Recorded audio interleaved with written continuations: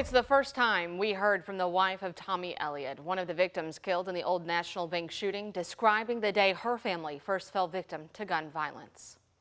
My experience with gun violence started on April 10th when 4 bullet holes ripped through my husband's body and created that familiar, dark, cavernous hole called grief. Marianna Elliott joined several families impacted by gun violence this morning in the Shawnee neighborhood, sharing their stories and pleading for any and all ideas to help them curb these crimes. So at some point, we need to end this because this is senseless. It's traumatic. I am like other mothers. My husband's like other fathers. We're losing our children like they're just expendable, and they're not. No parent should bury their child. Many of those in attendance today pledged money toward a competition of sorts that's open to the public, wanting you to come up with the best idea to end gun violence and get $1,000. By the end of that news conference, that dollar amount surged to $4,000 for the winner. The Crescent Hill Community Council is sponsoring this competition. The deadline to submit your idea is October 4th. The winner will be awarded on January 4th. And we now know the names of the 2 people dead from a murder-suicide in Okolona. Monday, police were called to an apartment near Jefferson Mall on a welfare check. That's where they found the bodies of Tamika Hunt and John Whiteside Jr. Preliminary reports indicate Whiteside shot Hunt and then turned the gun on himself. Homicides are up 9% since this time last year, and non-deadly shootings are also up by about 2% according to LMPD. Our Isaiah Kim Martinez spoke to a group hoping to reach a different crowd while working to get those numbers down. Well, even on a holiday, the tight grip of gun violence is being felt across the country. And here in Louisville, multiple shootings over the last 24 hours. Moms demand action, letting folks know how they can help. It's as simple as scanning a QR code or filling out a form, signing up to try to be a part of the solution.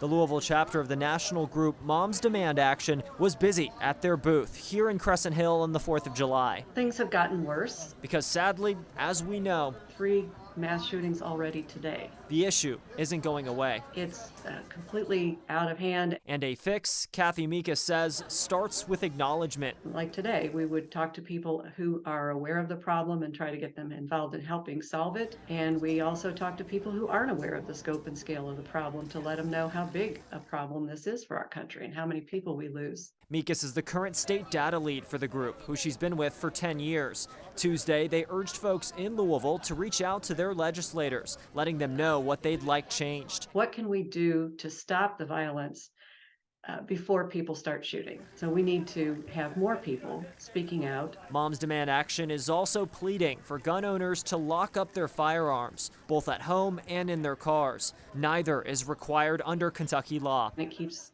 people in your household safer. Group representatives also discussed the issue of suicide rates, what Mikas confirms is one of the primary drivers of gun-related deaths. It can be an overwhelming problem to tackle all at once, but on this holiday, the hope is to address it one step at a time.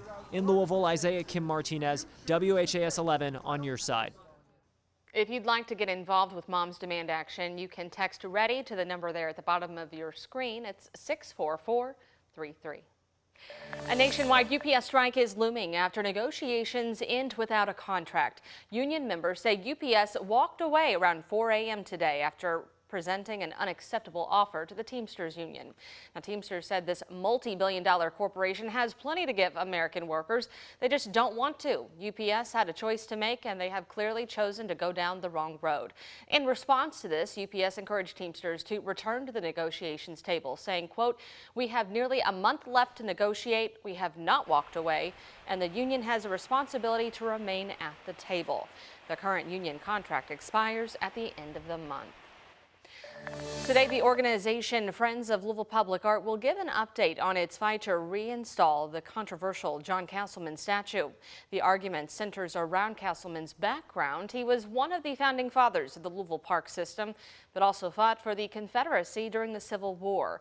His statue was repeatedly vandalized during the Breonna Taylor protest back in 2020 and soon taken down and put into storage.